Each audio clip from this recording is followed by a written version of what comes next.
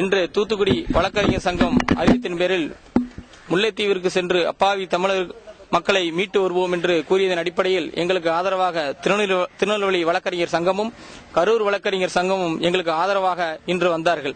நாங்கள் படகில் பயணம் செய்யும் பொழுது அப்பாவி தமிழ் மீனவர்களை படகு ஓட்டக்கூடாது என காவல்துறையினை தடுத்து நிறுத்தி அவர்களை மிரட்டியதன் பேரில் எங்கள் போராட்டம் இத்துடன் கைவிடவில்லை. இந்த விஷயத்தை ஏற்கனவே அறிந்த வழக்கறிஞராக நாங்கள் வழக்கறிஞர் குழு சுமார் 15 பேரை கரூர் வழக்கறிஞர் சங்கத்தின் தலைமையில் படகில் 2 படகில் முல்லைத்தீவை நோக்கி பயணம் செய்து கொண்டிருக்கிறார்கள் என்ற நல்ல செய்தியை உங்களுக்கு நான் இதன் மூலமாக தெரிவித்துக் கொள்கிறேன்.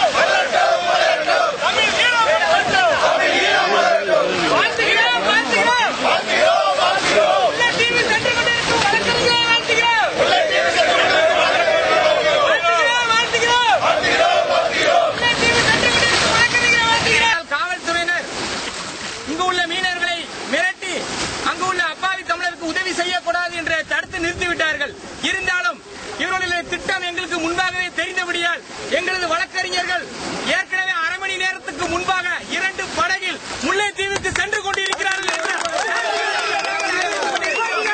இவர்கள் இங்கே தடுத்தால் நாங்கள் ஹார்பர் வழியாக படகுகள் சென்று கொண்டிருக்கிறது.